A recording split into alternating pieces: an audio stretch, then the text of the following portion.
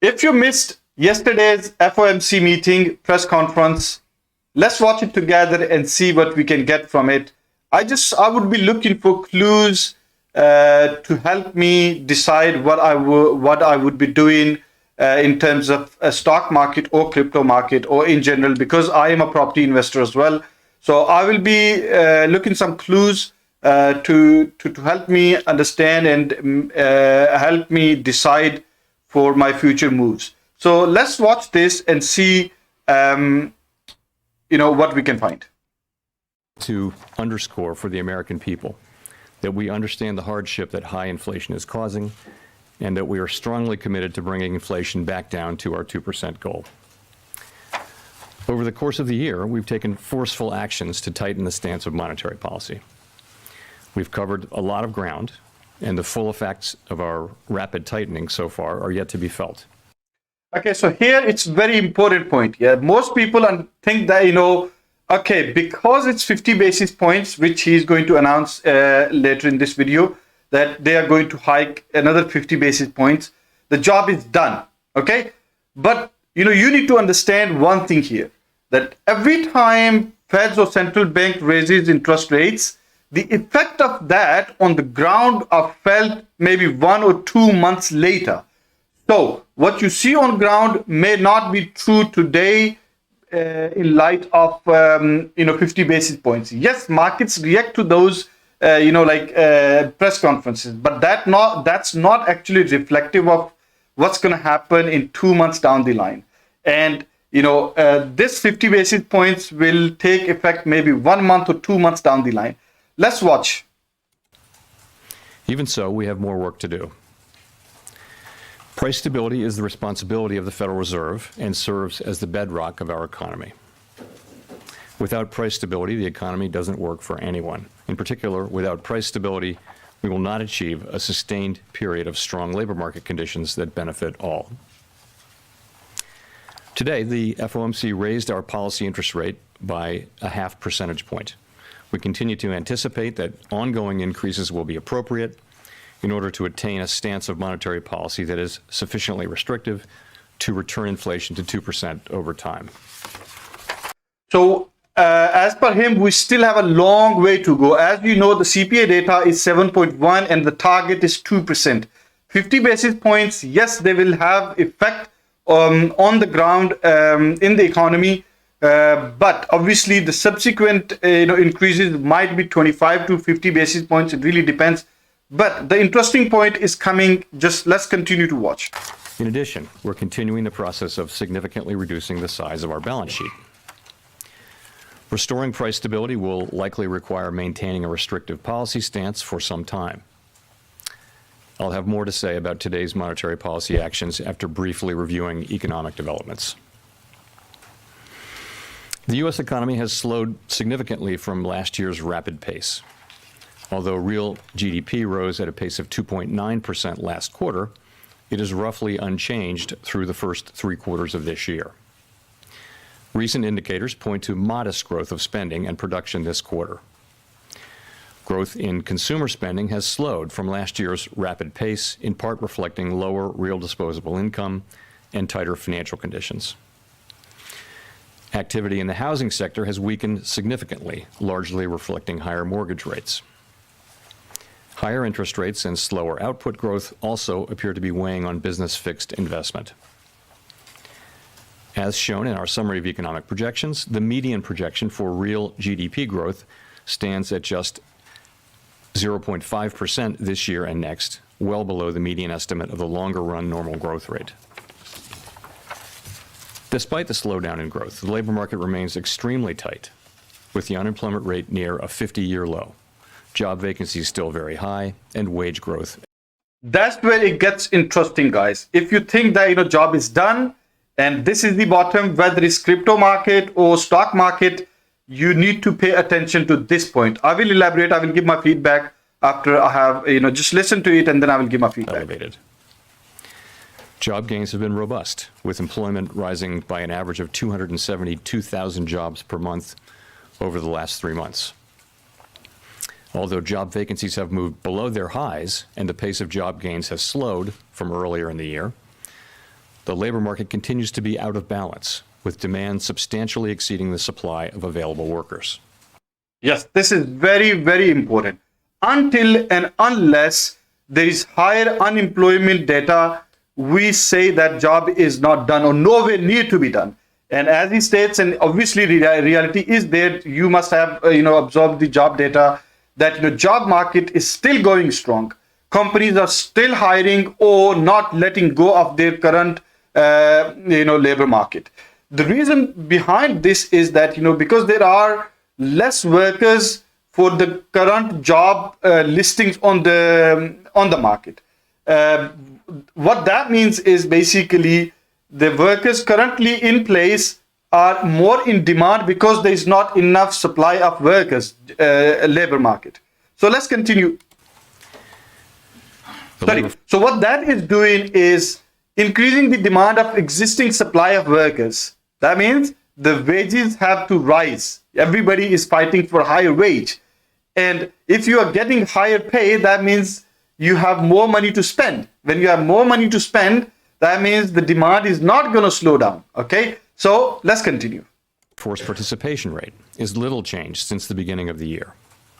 FOMC participants expect supply and demand conditions in the labor market to come into better balance over time, easing upward pressures on wages and prices. The median projection in the SEP for the unemployment rate rises to 4.6% at the end of next year. So still long way to go, end of next year, which is 2023. So, the actual effect of, monetary policy, we will start seeing probably by May or June next year, 2023. Inflation remains well above our longer run goal of 2%. Over the 12 months ending in October, total PCE prices rose 6%. Excluding the volatile food and energy categories, core PCE prices rose 5%. In November, the 12-month change in the CPI was 7.1%, and the change in the core CPI was 6%. The inflation data received so far for October and November show a welcome reduction in the monthly pace of price increases. But it will take substantially more evidence to give confidence that inflation is on a sustained downward path. This is interesting. This is very, very interesting. People who were celebrating the 7.1 CPI data, that, okay, this is the bottom. Yeah, markets are going to react and we're going to start uptrend. Okay, job is not done yet, guys. Okay, we have started working on the path or on the road where inflation is decreasing. Okay, inflation rate is decreasing. But as he said, and I am well, convinced with it that, until and unless we see a clear pattern of inflation going down, maybe consecutive 3, 4, 5 months of data, we can't say that inflation is actually on downtrend. Okay, and let's continue. Price pressures remain evident across a broad range of goods and services. Russia's war against Ukraine has boosted prices for energy and food and has contributed to upward pressure on inflation.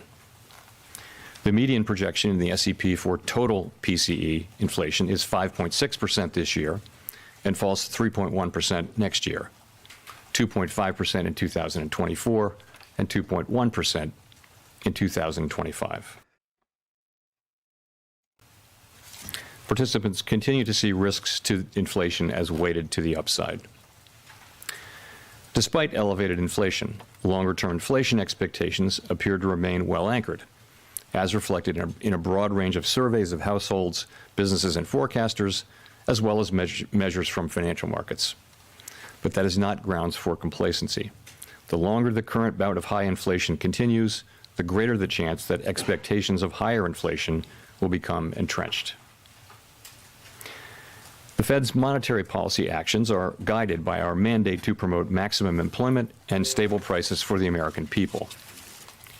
My colleagues and I are acutely aware that high inflation imposes significant hardship as it erodes purchasing power, especially for those least able to meet the higher costs of essentials like food, housing, and transportation. We are highly attentive to the risks that high inflation poses to both sides of our mandate, and we are strongly committed to returning inflation to our 2% objective. At today's meeting, the committee raised the target range for the federal funds rate by a half percentage point, bringing the target range to 4.25% to 4.5%. And we are continuing the process of significantly reducing the size of our balance sheet. With today's action, we have raised interest rates by 4.25 percentage points this year. We continue to anticipate that ongoing increases in the target range for the federal funds rate will be appropriate in order to attain a stance of monetary policy that is sufficiently restrictive to return inflation to 2% over time. Over the course of the year, financial conditions have tightened significantly in response to our policy actions. Financial conditions fluctuate in the short term in response to many factors, but it is important that over time they reflect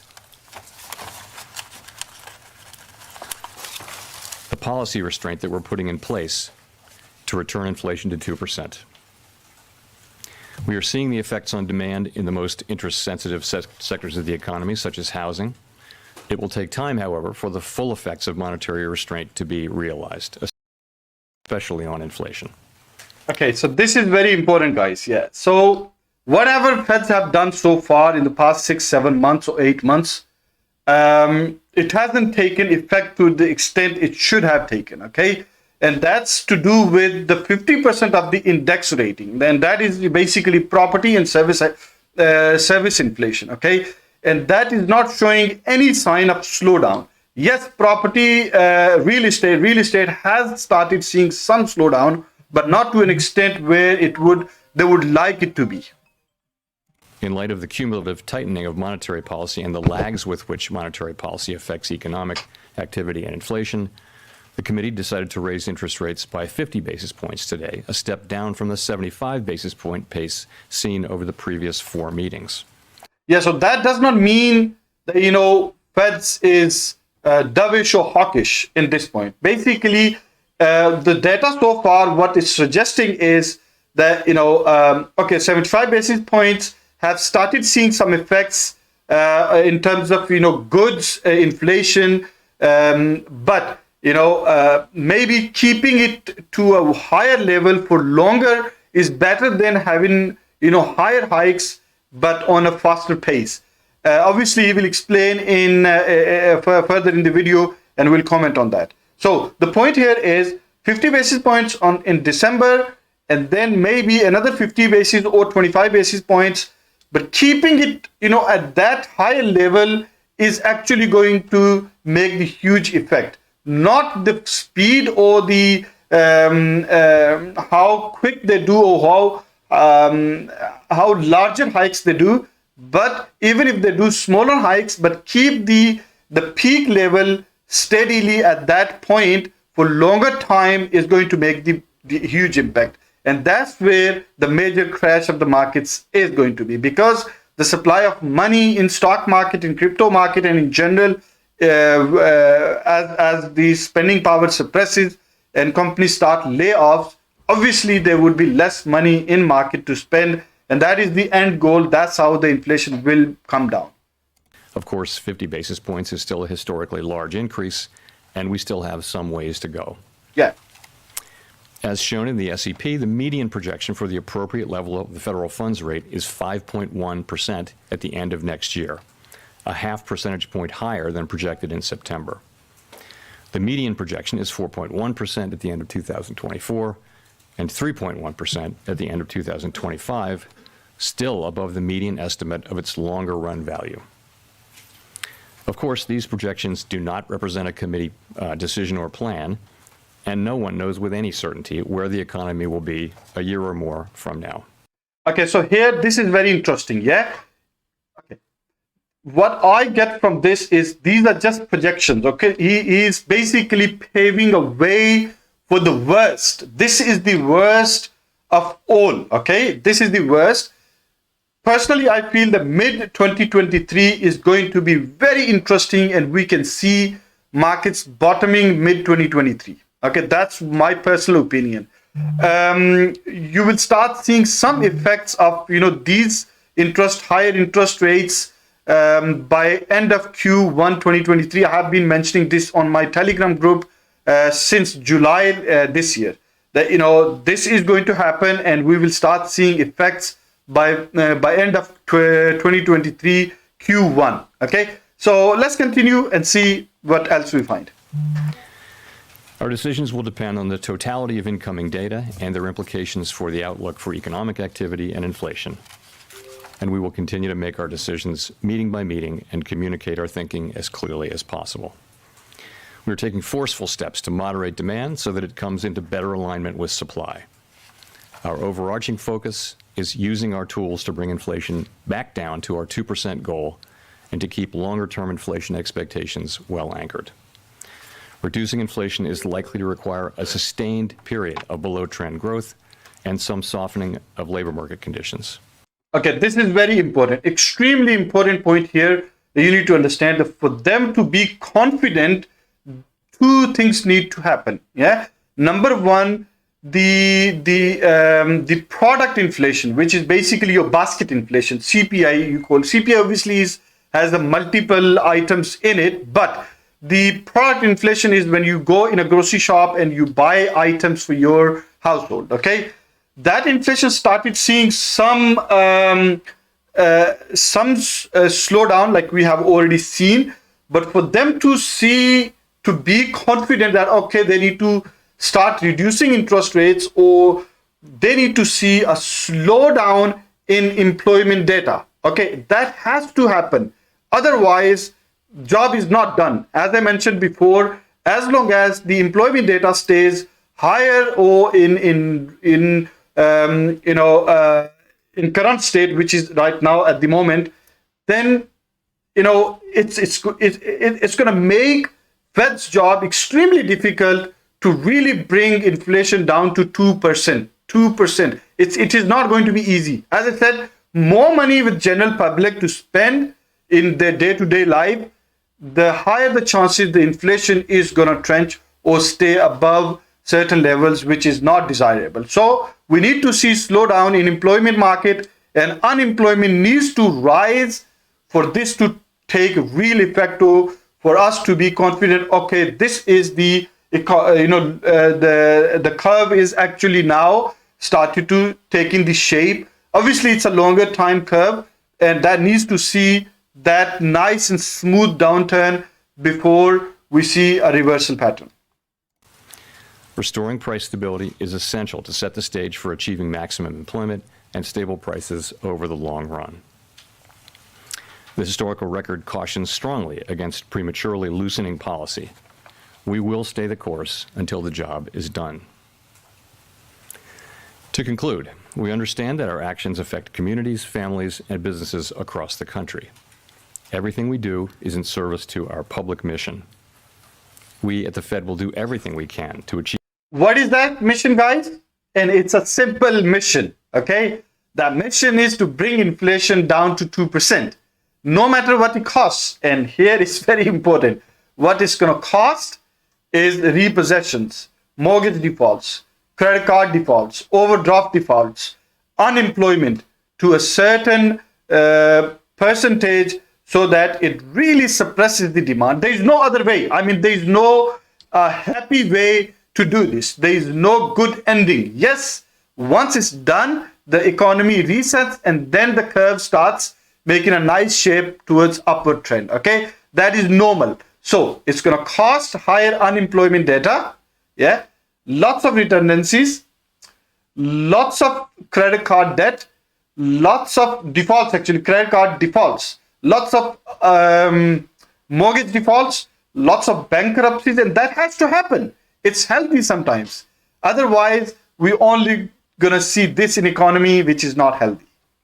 Let's continue, guys. It's becoming interesting. Yes, you can just simply absorb 50 basis points and walk away, or you actually pay attention to every word he says and try to read his mind, what they are trying to do. Achieve our maximum employment and price stability goals. Thank you. I will look forward to your questions.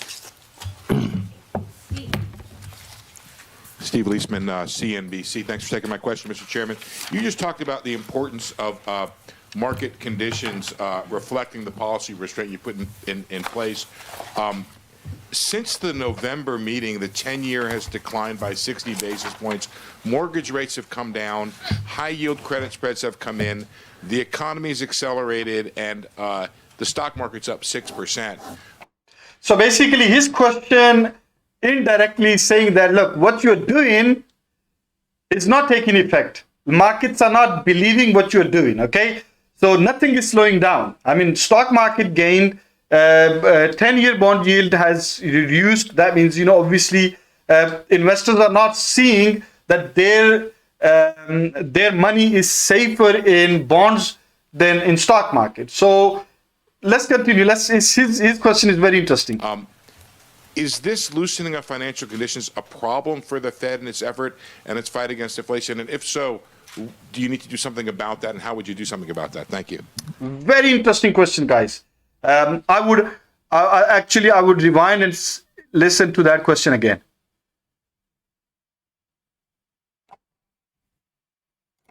Conditions reflecting the policy restraint you put in place. Since the November meeting, the 10-year has declined by 60 basis points. Mortgage rates have come down. High-yield credit spreads have come in. The economy's accelerated, and the stock market's up 6%. Is this loosening of financial conditions a problem for the Fed in its effort and its fight against inflation? And if so, do you need to do something about that? And how would you do something about that? Thank you. So in other words, he's saying that, nobody believes you. Nobody is actually giving F about rate hikes. Yeah. Everything is growing. Yeah. 10-year yield is going down because obviously investors are not seeing benefits or return on their investment with bonds. They're putting their money in stock market, and stock market is gaining the momentum, which is response is very interesting. And I always say this, that, how the stock market reacts does not reflect the condition on the ground itself. Okay. So as I mentioned, it is important that overall financial conditions continue to reflect the policy restraint that we're putting in place to bring inflation down to 2%. We think that financial conditions have tightened significantly in the past year, but our policy actions work through financial conditions, and those in turn affect economic activity, the labor market, and inflation. So what we control is our policy moves and the communications that we make. Financial conditions both anticipate and react to our actions. I would add that our focus is not on short-term moves, but on persistent moves. Pay attention, guys. Pay attention. They're not interested in short-term moves, and that is exactly what I always say. When you see people on social media, TikTok, YouTube, or wherever you see, please, I have to say it genuinely.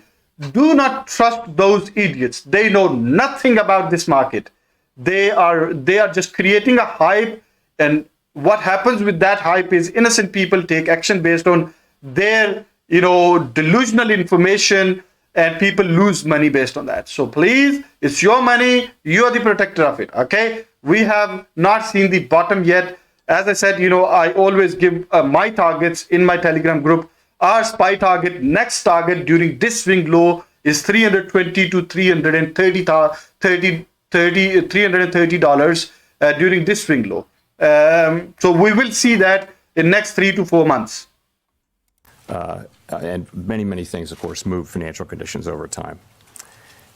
I would say it's our judgment today that we're not at a sufficiently restrictive policy stance yet, which is why we say that we would expect that ongoing hikes would be appropriate. And I would point. Yeah. So they don't believe that job is done yet, and that is exactly what I believe. I am all with this guy. He's doing the right thing. It's not done yet. The economy is, it has to be, reset to a point where it benefits everybody. And inflation at this point, at this stage, is, basically beyond imagination, I would say. Why? Because 7.1, and if it continues, not only that, if job data doesn't slow down and unemployment doesn't rise, this will continue. This can simply trench. So basically, this can simply go like this. So it was going like that, it came down, and it can simply go back up. So that would be a disastrous move if that happens. And if they start slowing down now and don't finish the job, then it can be very catastrophic. You to the SEP again for our current assessment of what that peak level will be. As you will have seen, 19 people filled out the SEP this time, and 17 of those 19 wrote down a peak rate of 5% or more, in the fives. Yeah. So that's our best assessment today for what we think the peak rate will be. You will also know that at each subsequent SEP during the course of this year, we've actually increased our estimate of what that peak rate will be. And today, the SEP that we're published shows that, again, that overwhelmingly FOMC participants believe that inflation risks are to the upside. So I can't tell you confidently that we won't move up our estimate of the peak rate again at the next SEP. I don't know what we'll do. It will depend on future data. What we're writing down. This is interesting. Yeah, this is very interesting. Like, they just increased their estimate, the top peak of the interest rates to 5.10, which they are saying that, it can happen again. We can simply take it from 510 to 550 if the job is not done by then. But in my opinion, 525 is the peak. Between 475 to 525 is the peak.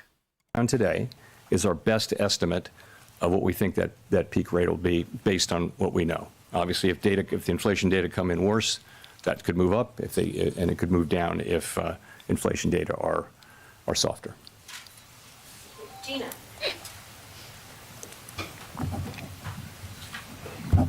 Gina Smilik, New York Times. Thanks for taking our questions. The SEP, like you mentioned, suggests that the Fed will be making another 3/4 percentage points worth of rate increases in 2023.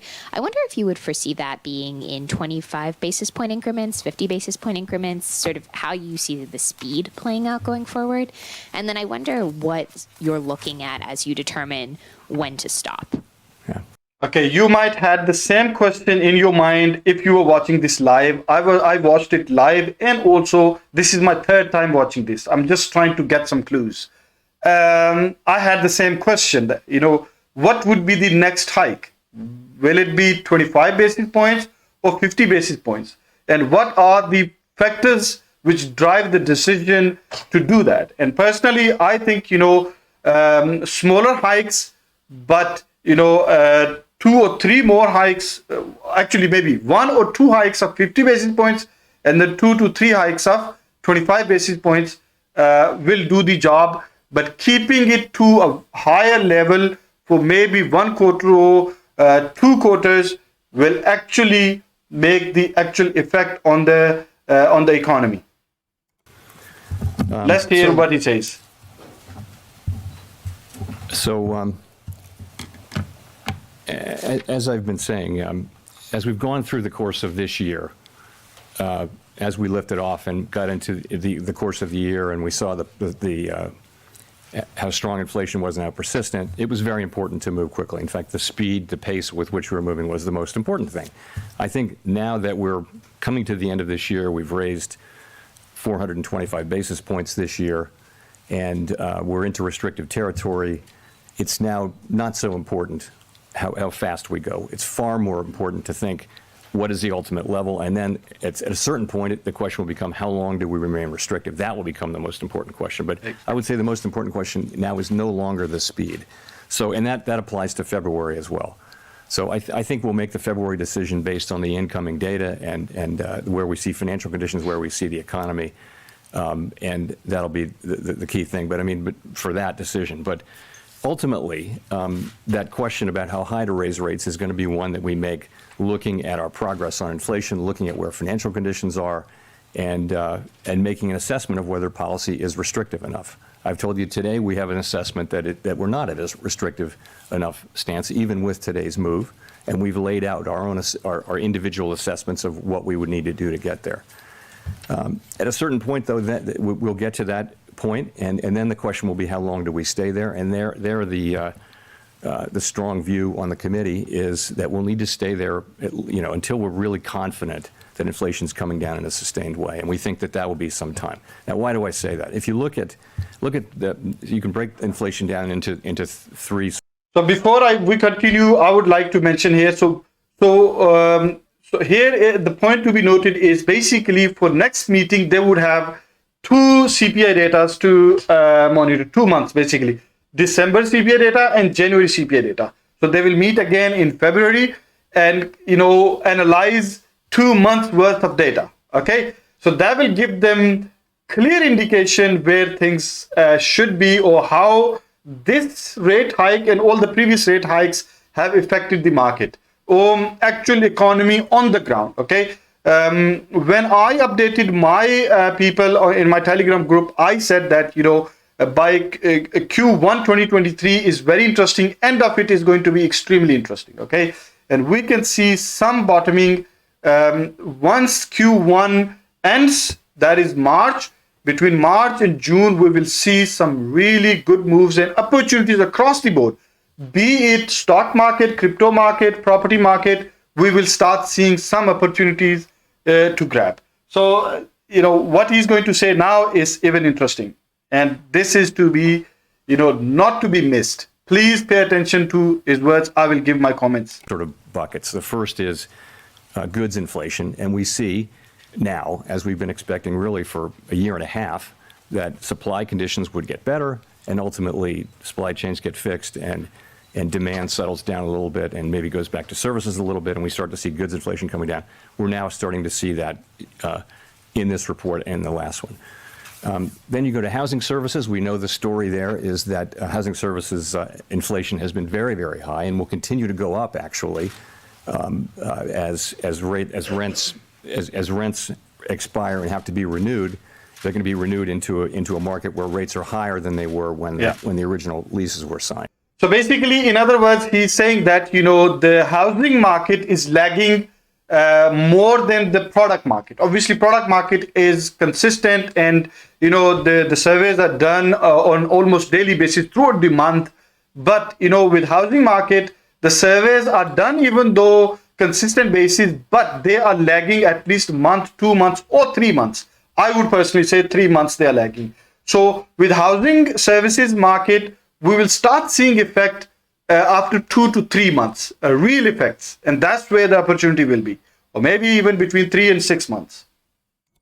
But we see that the new leases that the rate for new leases is coming down. So once we work our way through that backlog, that inflation will come down sometime next year. The third piece, which is something like 55% of the index, PCE, core inflation index, is non-housing related core services. And that's really a function of the labor market largely. The biggest cost by far in that sector is labor. And we do see a very, very... That's 50%. So that hasn't even, responded to these hikes, okay? That has to respond for us to see real effects on the ground, okay? Or even in stock market. And that is exactly why I say, if you think that you have seen the bottom, wait another 6 months and you will be crying. If you believe today that bottom is already there and they are playing you, trust me, situation is far worse than what it looks like. Very strong labor market.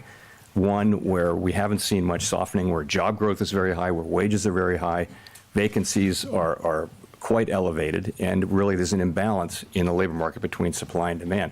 So it's like stubbornness, yeah? Job market is very stubborn at the moment. It's not responding appropriately to what Fed is trying to do, okay? That is very dangerous situation, guys. I have said it, and this is third time I'm saying it. As long as job market is strong and showing strength and unemployment is the lowest in 50 years, this cannot be done. The job is not done. For that to happen, we need to see some layoffs, some bankruptcies, unemployment data to go higher from where it is today. That part of it, which is the biggest part, is likely to take a substantial period to get down. The goods inflation has turned pretty quickly now, after not turning at all for a year and a half. Now it seems to be turning, but there's an expectation really that the services inflation will not move down so quickly, so that we'll have to stay at it, so that we may have to raise rates higher to get to where we want to go. And that's really why we are writing down those high rates and why we're expecting that they'll have to remain high for a time. So as he's anticipating an it's very much true, because there is shortage of labor, right? And that is making companies nervous to let go of the current staff they have at the moment. But they will have to eventually, at some point, if these rates stay at a higher rate, and people start demanding more money for their jobs, and then the ultimate effect would be obviously they need to, if the cash flow drops of a company, obviously if people have less money to spend, companies' revenue drops and they have less money to pay. So it's like a spiral, right? So when companies have less money to pay, the employees will have less money to spend, and then it goes in circle. It's like a vicious circle. And if that continues, that happens, eventually one side will break down, and that would be the companies itself. They will start laying off people to cut their costs down. And you might have already started seeing signs, which I already updated to my guys in July, that we will see some layoffs and speeding up by end of this year and through 2023. Let's continue, guys. Howard Schneider with Reuters. Thanks for taking the question. You described GDP growth in the SEPs as moderate or modest, I believe, yet it's really approaching stall speed. Half a percentage point is not much. You described labor market unemployment rate as representing some softening, but it's nearly a full percentage point rise, and that's well in excess of what has historically been associated with recession. Why wouldn't this be considered a recessionary projection by the Fed? Well, I'll tell you what the projection is. I don't think it would qualify as a recession, no, because you've got positive growth. The expectations in the SEP are basically, as you said, which is we've got growth at a modest level, which is to say about a half a percentage point. That's positive growth. It's slow growth. It's well below trend. It's not going to feel like a boom. It's going to feel like very slow growth, right? In that condition, labor market conditions are softening a bit. Unemployment does go up a bit. I would say that many analysts believe that the natural rate of unemployment is actually elevated at this moment. So it's not clear that those forecasts of inflation are really much above the natural rate of unemployment. We can never identify its location with great precision. But that 4.7% is still a strong labor market. If you look, you've got the reports we get from the field are that companies are very reluctant to lay people off, other than the tech companies, which is a story unto itself. Generally, companies want to hold on to the workers they have because it's been very, very hard to hire. Yes, and because there's one reason behind it. There are less people out there. So if there are less people out there, more companies are fighting for those people to bring them on into their company. So that is why companies are reluctant to let go of the current employees they have. And that is an issue. That is an issue. So, and you've got all these vacancies out there far in excess of the number of employed people. That doesn't sound like a labor market where a lot of people will need to be put out of work. So that there are channels through which the labor market can come back into balance with relatively modest increases in unemployment, we believe. None of that is guaranteed, but that is what their forecast reflects. Nick.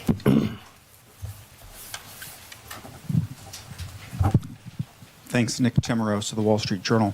Chair Powell, I want to follow up on Gina's question. The decision to step down the pace of rate rises appears to have been socialized at your last meeting, largely before the past two CPI reports showed inflation decelerating in line with the committee's forecast this year. You just now talked about making decisions meeting by meeting and being mindful of the lags of policy. Does that mean, all things equal, you would feel more comfortable probing where the terminal rate is by moving in 25 basis point increments, including beginning at your next meeting? So I haven't made a judgment on what size rate hike to make at the last He's not giving away. He's not giving away that easy. meeting. But what you said is broadly right, which is having moved so quickly and having now so much restraint that's still in the pipeline, we think that the appropriate thing to do now is to move to a slower pace. And that will allow us to feel our way and and get to that level, we think, and better balance the risks that we face. So that's the idea. It makes a lot of sense, it seems to me, particularly if you consider how far we've come But again, I can't tell you today what the actual size of that will be. It will depend on a variety of factors, including the incoming data in particular, the state of the economy, the state of financial conditions.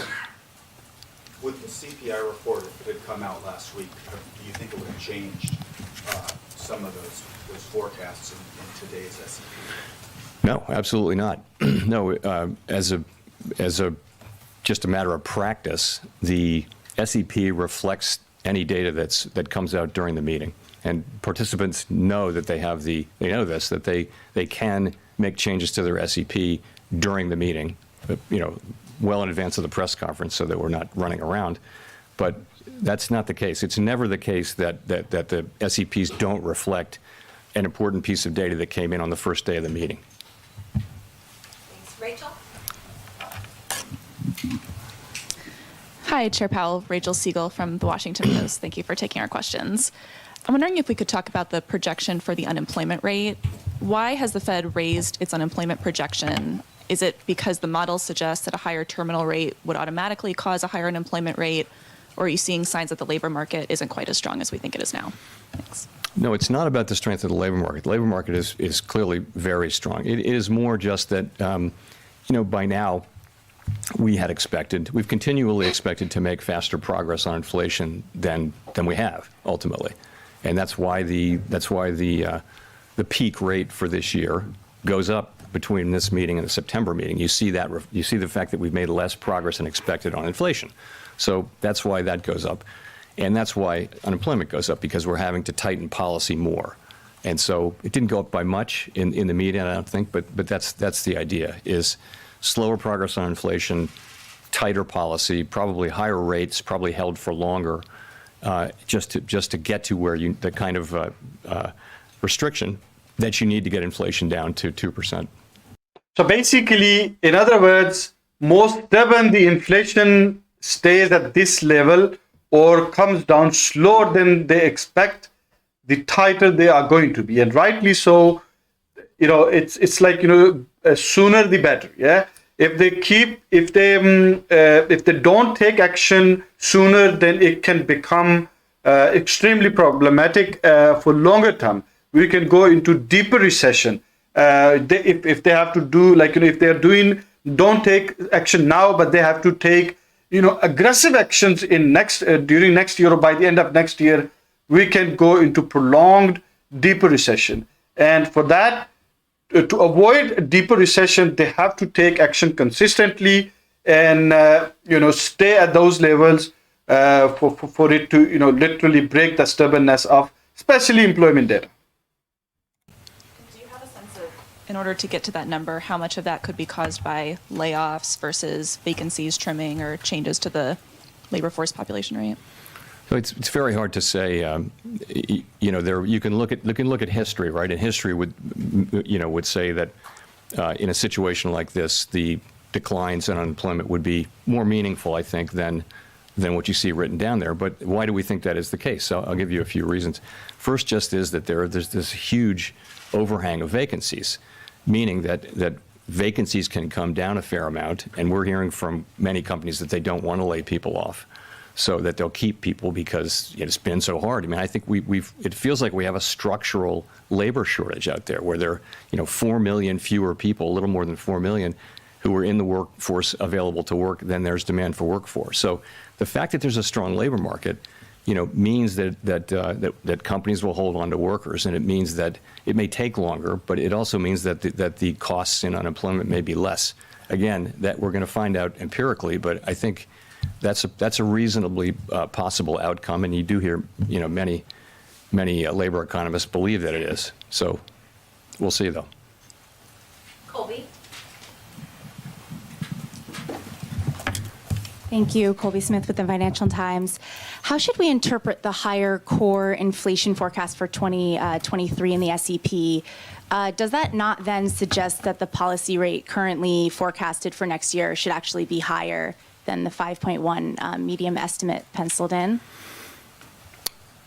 Well, I think that's why one of the reasons it went up was that core came in stronger this year.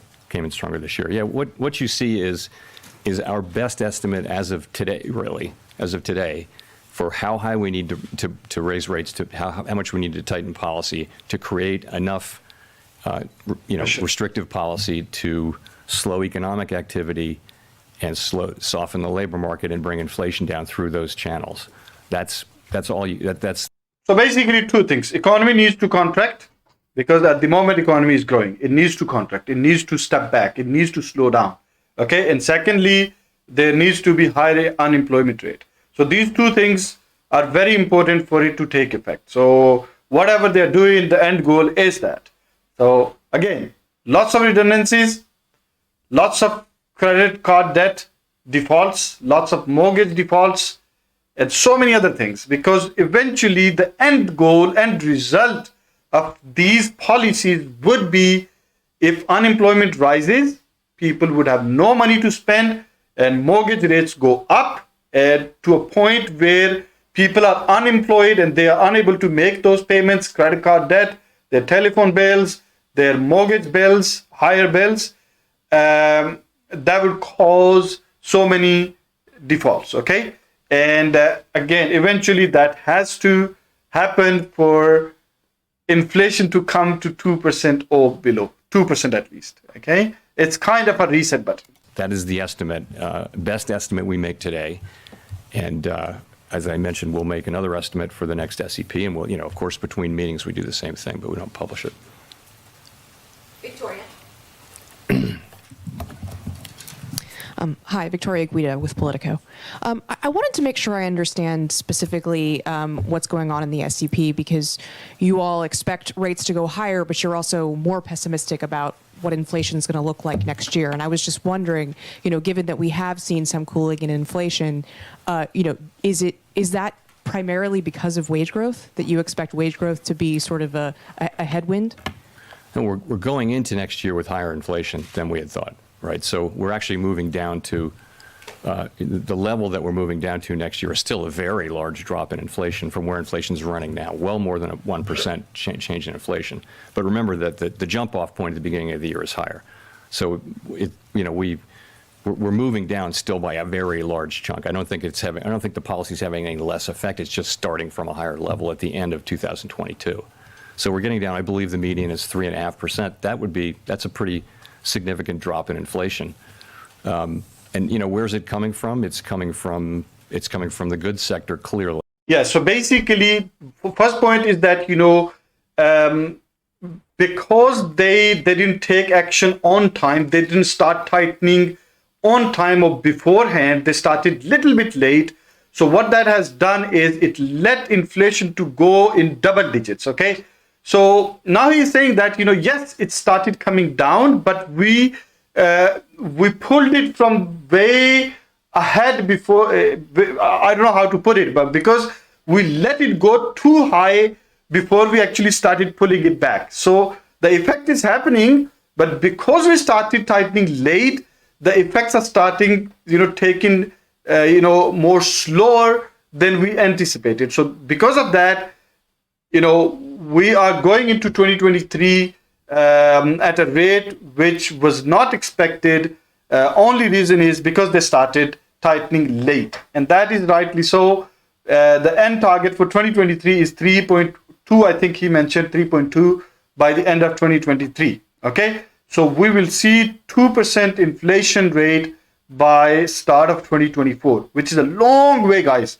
Whole 12 months to 15 months time. And if according to if those rates stay at that high rate for this long, the results will be catastrophic, guys.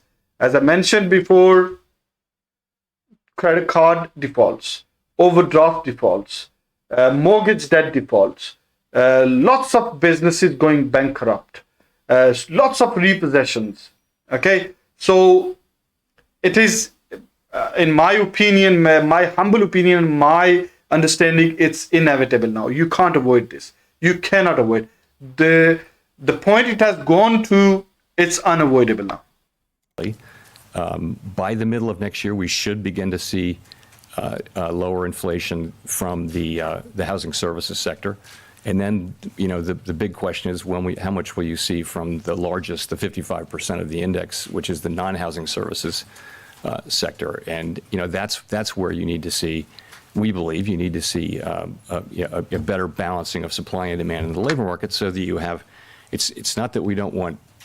So it's basically if one falls, then the other one falls. So basically once the housing market really slows down and crashes, then the services related to housing market will start coming down as well. And that's when the actual goal will be met of 2% inflation rate. Okay. So it's like, property market has to fall before the labor market, which is connected with the property market, real estate market, has to will fall. So it's one connected with another one. So it's like increases. We want one has to strong fall wage for other to increases. fall. We just want them to be at a level that's consistent with 2% inflation.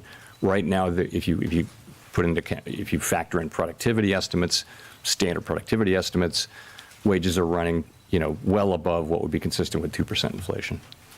Yeah. So as I said, because there is a shortage of labor, the demand for labor market is so high that is creating the wages to go higher as well. It's like obviously supply and demand issue here. Okay. Neil. Thanks. Hi, Chair Powell. Neil Irwin with Axios. Some of your colleagues have been pretty explicit that they can't imagine rate cuts happening in 2023. That's certainly not implied by the SEP. But futures markets have priced in some easing in the back half of next year. What's your view of the likelihood of any kind of rate cuts next year? What circumstances might make that plausible?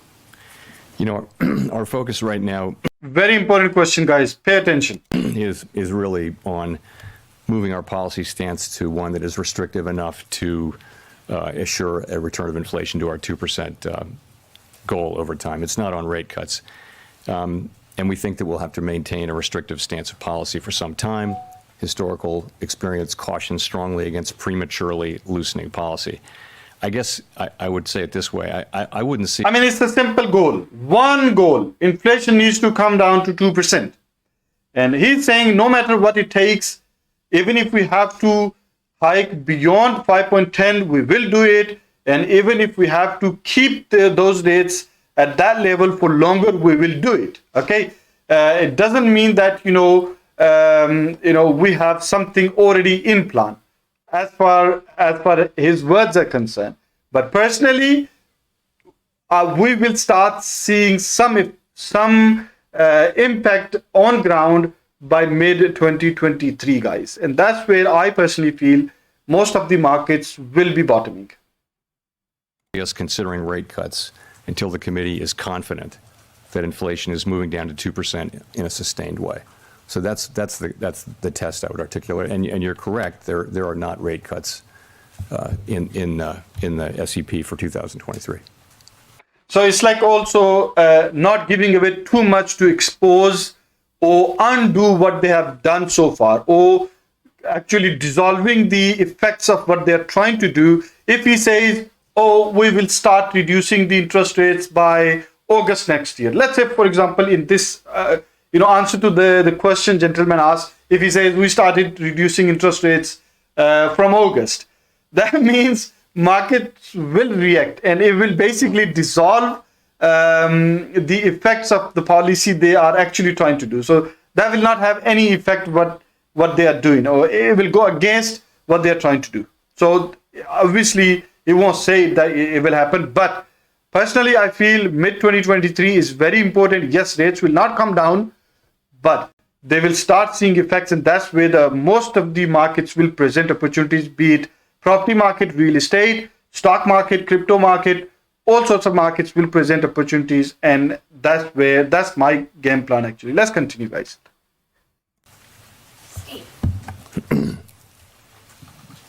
Steve Matthews with Bloomberg. Let me ask you about China. In the last few weeks, China has abandoned its COVID policy and been reopening pretty strongly. I'm wondering if you see that as disinflationary because you're seeing supply chains improve, or inflationary because it obviously brings a lot more demand globally, improves the global outlook for growth and for commodities prices. So you're right. Those two things will offset each other. Weaker output in China will push down on commodity prices, but it could interfere with supply chains ultimately, and that could push inflation up in the West. It's very hard to say, how. This is very interesting, guys. This is extremely interesting. So basically, the gentleman asked, China started easing their lockdowns, COVID lockdowns now, and what that can do is basically increase the supply. So, so far the supply was an issue. Okay, supply has been an issue since COVID started. Okay, that's the basically main reason the inflation has gone to where it's gone. Okay, so if China starts easing its lockdowns, that means production will start, increase in production will start at a speed where it was pre-COVID. What that will do is obviously increase the demand of commodities. Okay, once it increases the demand for commodities, for supply chain, for production, that means again we will be standing at the same point where we started. So it's like kind of a disaster situation. It's like vicious cycle. You can't increase the supply because if production starts at a speed, it will increase the demand for commodities. Commodity prices go up, then eventually it trickles down to goods to the consumer side. It's a very strange situation. How those two will offset each other, and it doesn't seem likely actually that the overall net effect would be material on us. But to your point, China faces a very challenging situation in reopening. And we've seen waves of COVID all around the world can interfere with economic activity. China, a very critical manufacturing place for manufacturing and exporting. Their supply chain is very important. China faces a reopening. They've backed away from their COVID restriction policies. There could be very significant increases in COVID, and we'll just have to see. It's a risky situation. But again, it doesn't seem like it's likely to have material overall effects on us. Chris. Hi, Chris Rugaber at Associated Press. Thank you for taking my question. I wondered if you could comment a bit more about yesterday's inflation report. I mean, it showed inflation cooling in all three of the categories that you laid out at Brookings. Are you confident that you're seeing real progress on getting inflation under control? Are you still worried it could slip into some kind of unentrenched, upward spiral? Thank you. Right. So the data that we've received so far for October and November, we don't have we have some remaining data to get in November, but they clearly do show a welcome reduction in the monthly pace of price increases. As I mentioned in my opening statement, it will take substantially more evidence to give confidence that inflation is on a sustained downward path. So the way we think about this is this. This report is very much in line with what we've been expecting and hoping for. And what it does is it provides greater confidence in our forecast of declining inflation. As I mentioned, we've been forecasting significant declines in overall inflation and core inflation in the coming year. And this is the kind of reading that it will take to support that. So really, this gives us greater confidence in our forecast rather than at this point changing our forecast. In terms of the piece. So this is another point you need to understand is, okay, what he's saying is the data which came as CPI data, it's not at a point where we feel confident that we are done or the job is done, but it certainly gives them confidence that we have started working on the right track. Okay, and end of that track is a silver lining. So that track could be 6 months to 12 months or to 15 months. Okay, but we are sure that we are working on the path, but we are not sure that by working on that path we might see an uphill at some point. We might see an uphill. So for that we are staying on our course, our objective end goal: keep rate hikes and keep those higher rates at a steady pace. So I personally feel, again, mid 2023. Guys, mark my words, mid-2023. We have been expecting goods inflation to come down as supply chain pressures eased. That's happening now. Housing services, as I mentioned, there is good news in the pipeline. As long as new housing leases show declining inflation, that will show up in the measure around the middle of next year, so that should help. And the big piece, again, is core services ex housing, which is very important. And we have a ways to go there. You do see some beginning signs there, but ultimately that's that more than half, as I mentioned, of PCE core index. And it's very fundamentally about the labor market and wages. If you look at wages, look at the average hourly earnings number we got with the last payrolls report, you don't really see much progress in terms of our average hourly earnings coming down. Now there may be composition effects and other effects in that, so we don't put too much weight on any one report. These things can be volatile month to month, but we'll be looking for wages moving, down to more normal levels where workers are doing well and ultimately their gains are not being eaten up by inflation. Yeah. Michael, Keith. So right now what he's saying is, even though people's wages are going higher and higher, but the effect of that wage is that, it's taken, the whole wage is taken, or most of it is taken by higher inflation, right? So that defeats the purpose of having a higher wage. So let's say if I make £3,000 a month, but I have food costs, mortgage bill, car fuel costs, and all those items, they cost me £3,100. That defeats me making £3,000, right? So if I start making £3,200, but next month my expense goes to £3,300 because inflation is on rise. So it defeats the purpose of me making more money if I am spending more than I make, or at least the same amount. So it defeats the purpose. So for it to be sustainable for longer term, even though I make £2,500, my wage is lower, but if my expenses are £2,100 or £2,000, that is more realistic, that is more sustainable than if I make higher amount every month but spending more than what I'm making. That's not healthy for economy or for any society. So that is what he means. So even though, don't think it's a bad thing to have a lower wage, as long as your expenses, your liability is lower than what you make. And that is what the goal is. So lower the income, and so that, it sits well in line with inflation rate. There's Michael McKee from Bloomberg Radio and Television. There's a little bit of a disconnect between the optimistic view you just expressed about the economy and the changes that you've made in the SEP. And I'm wondering if you're reacting to the fact that the markets have loosened financial conditions, or if you feel the Fed may be a little bit behind on inflation, whether the recent disinflation we're seeing is transitory or not, and how this affects the idea of a soft landing if you're projecting just 0.5% growth for this year.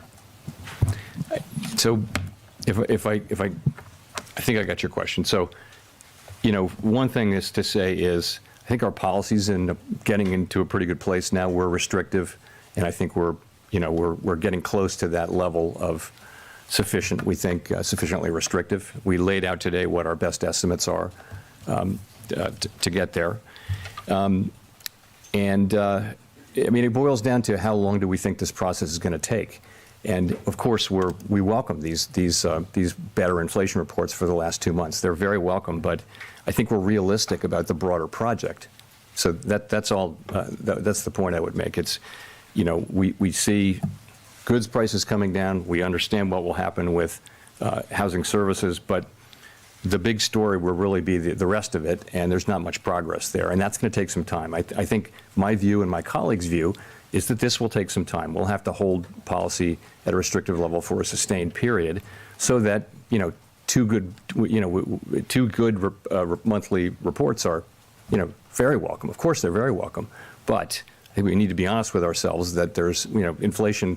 12-month core inflation is 6% CPI. So what he's saying, and I said it yesterday in my TikTok video, that there's nothing to be happy about. If you got inflation rate 7.1 from 7.8 or 7.9 previous month, yes, it's welcoming, but don't be too happy about it because job is not done yet. It could simply be reversed next month or following month. If, and it's a big if, yeah, the employment data is not slowing down and people still start getting high wages, it can simply be reversed. So for everything to work together, the employment data must slow down, unemployment must rise, okay, wages must drop, okay.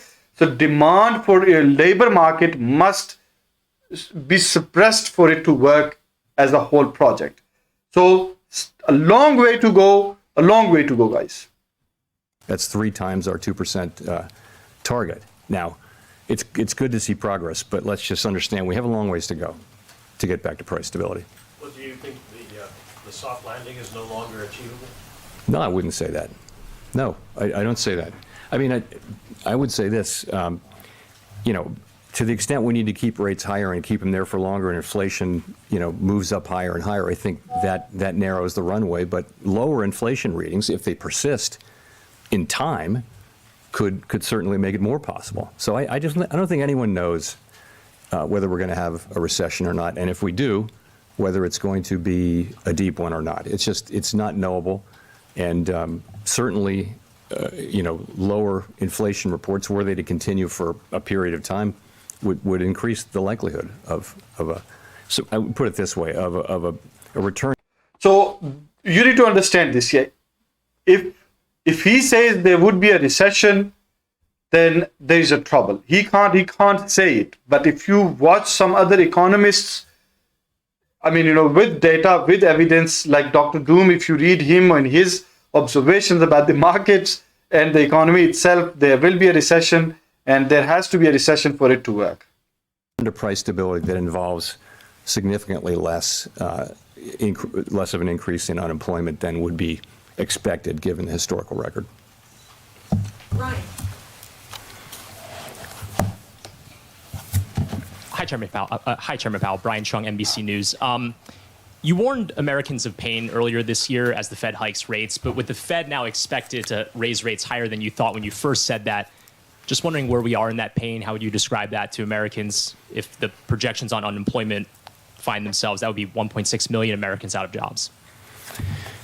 So the largest amount of pain, the worst pain, would come from a failure to raise rates high enough and from us allowing inflation to become entrenched in the economy so that the ultimate cost of getting it out of the economy would be very high in terms of unemployment, meaning very high unemployment for extended periods of time, the kind of thing that had to happen when inflation really got out of control and the Fed didn't respond aggressively enough or soon enough in a prior episode, 50 years ago. So that's really the worst pain would be if we failed to act. One more thing, it could be the repeat of that, guys. It can be a repeat of that. History can repeat itself. And some of those analysts, some of those people I follow, they are saying that, it is worse. It is going to be worse than that time.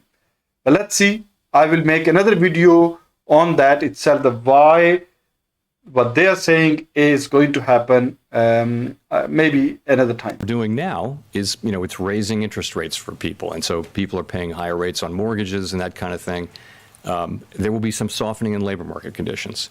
And I wish there were a completely painless way to restore price stability. There isn't. Yeah. And this is the best we can do. I do think, though, that and markets are pretty confident, it seems to me, that we will get inflation under control, and I believe we will. We're certainly highly committed to do that. Grady. Thank you, Mr. That's Chair. a dodge question. He dodged that question, actually. You've reiterated today, and the committee has reiterated its commitment to that 2% inflation target. I wonder, is there ever a point where you actually reevaluate that target and maybe increase your inflation target if it is stickier than even you think it is? That's just so changing our inflation goal is just something we're not thinking about. It's not something we're not going to think about. We have a 2% inflation goal, and we'll use our tools to get inflation back to 2%. I think this isn't the time to be thinking about that. I mean, there may be a longer run project at some point. But that is not where we are at all. The committee, we're not considering that. We're not going to consider that under any circumstances. We're going to keep our inflation target at 2%, and we're going to use our tools to get inflation back to 2%.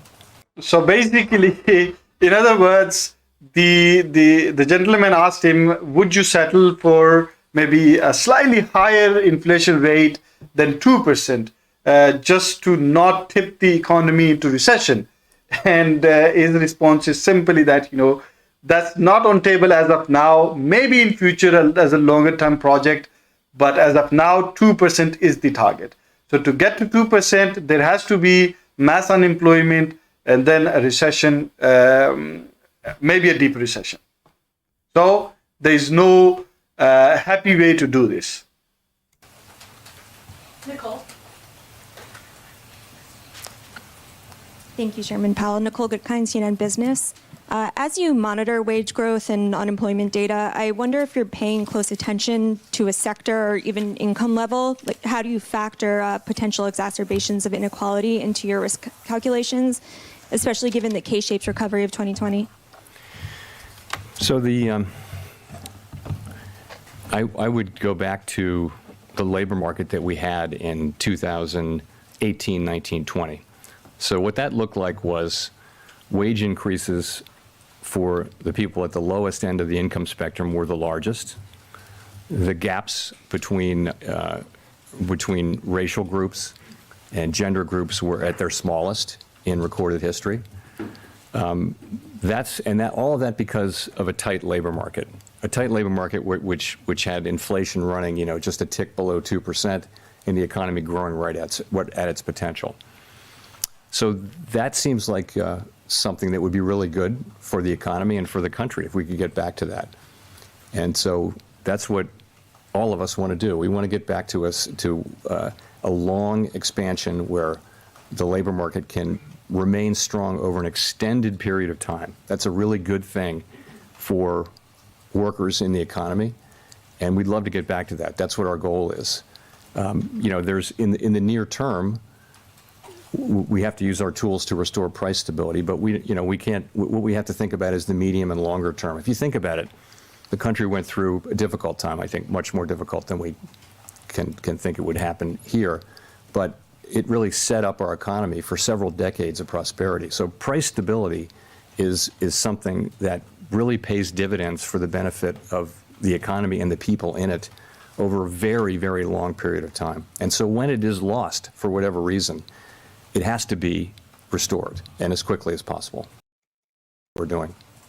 So basically, it's simple words. What he's saying is, higher wages are a good thing, okay? As long as inflation is not higher than the percentage of the rate, the wages are growing, the inflation rate can't grow faster than the wage rate growth. Okay, so it's like, it's good if you make £2,500 a month, but your goods shouldn't cost you £2,600. It should cost you maybe £1,600, £1,700, £1,800. That is sustainable and healthy.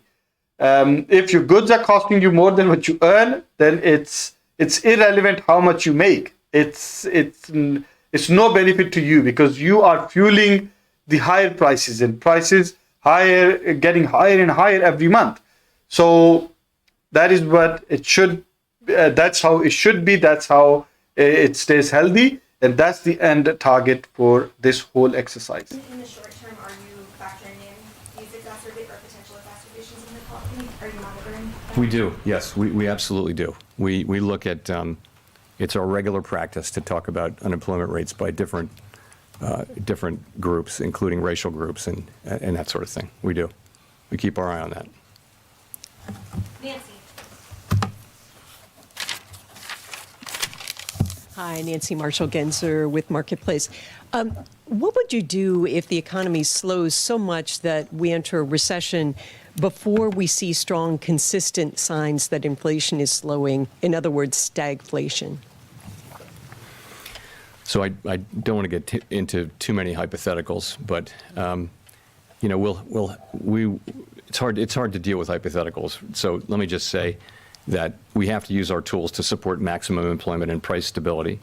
I've made it clear that right now the labor market's very, very strong. You're at near a 50-year low. Where you're at or above maximum employment, in 50-year low in unemployment. Vacancies are very high. Wages, nominal wages are very high. So the labor market is very, very strong. Where we're missing is on the inflation side. Yeah. And we're missing by a lot on the inflation side. So that means we need to really focus on getting inflation under control. And that's what we'll do. I think as the economy heals, the two goals come more into play. But right now, clearly the focus has to be on getting inflation down. Again, the same thing what I said, the balance between employment and inflation, your wages and inflation is not right. So it's like, your wages are increasing, but inflation is basically headwinding you. Basically, inflation is ahead of your wages, right? That's dangerous. What you are doing is you're just fueling the economy, the goods prices to go higher and higher. Even though you're making more, the inflation is just ahead of you. And that is very dangerous. That needs to come down. Greg. Thank you, Chairman Powell. Greg Robb from MarketWatch. You spoke a little bit ago. You said that the U.S. it looks like we have a structural labor shortage in the economy. Could you expand on that? Talk a little bit more about that. And really, are you talking about getting Congress action on increasing legal immigration, things like that? Thank you. So what I meant by that with structural labor shortage is if you look at where we are now, as I mentioned. If you just look at demand for labor, you can look at vacancies plus people who are actually working, and then you can take supply of labor by are you in the labor market, are you looking for a job or have a job, and you're more than 4 million people short. We don't see, despite very high wages and an incredibly tight labor market, we don't see participation moving up, which is contrary to what we thought. So the upshot of all that is the labor market is actually. It's 3.5 million people at least smaller than it should have been based on pre-pandemic, just assume population and reasonable growth and aging of the population. Greg. Thank you, Chairman Powell. Greg Robb from MarketWatch. You spoke a little bit ago. You said that the U.S. it looks like we have a structural labor shortage in the economy. Could you expand on that? Talk a little bit more about that. And really, are you talking about getting Congress action on increasing legal immigration, things like that? Thank you. So what I meant by that with structural labor shortage is if you look at where we are now, as I mentioned, if you just look at demand for labor, you can look at vacancies plus people who are actually working, and then you can take supply of labor by are you in the labor market, are you looking for a job or have a job, and you're more than 4 million people short. We don't see, despite very high wages and an incredibly tight labor market, we don't see participation moving up, which is contrary to what we thought. So the upshot of all that is the labor market is actually, it's 3.5 million people at least smaller than it should have been based on pre-pandemic, just assume population and reasonable growth and aging of the population. Our labor force should be 3.5 million more than it is, and that there are lots of easy ways to get to bigger numbers than that if you go back a few more years. So why is that? Part of it is just accelerated retirements. People dropped out and aren't coming back at a higher rate than expected. Part of it is that we lost 500,000 people who would have been close to 500,000 who would have been working, who died from COVID. And part of it is that migration has been lower. We don't prescribe, it's not our job to prescribe things, but I think if you ask businesses, pretty much everybody you talk to says there aren't enough people. We need more people. So I tried to identify that in a speech I gave a month ago, but I stopped short of telling Congress what to do because they gave us a job, and we need to do that job. Yeah. So basically. Due to COVID deaths and early retirements, some people and lower migration that caused labor market shortages. Basically, the demand for the current supply is much higher because there are not enough workers in the field.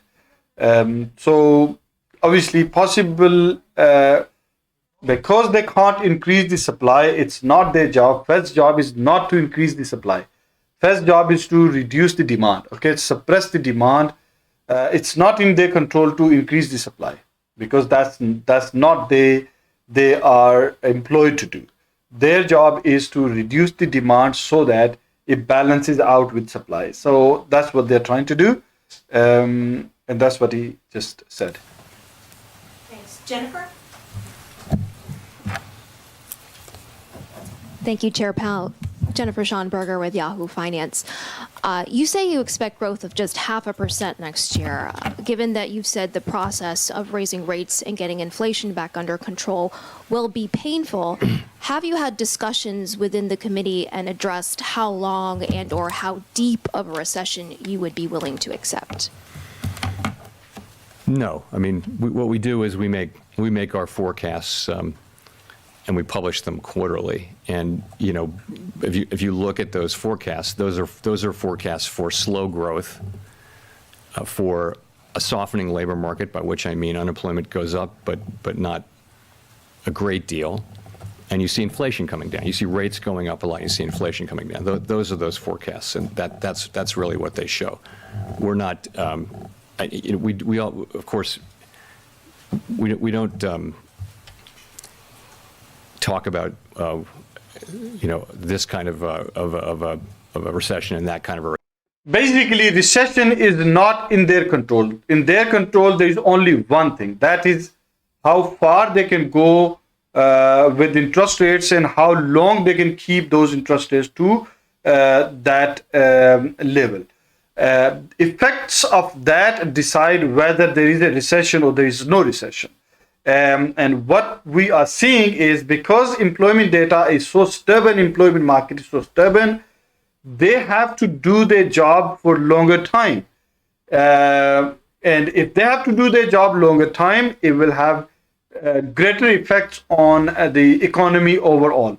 And that will tip the economy into recession eventually. Yes, it's I don't know there is a straight way to say it, but it's not their job to talk about recession or to whether the economy should go to recession or not go to recession, but they can't technically avoid it in terms of where the inflation stands and where the employment data stands today. It's unavoidable.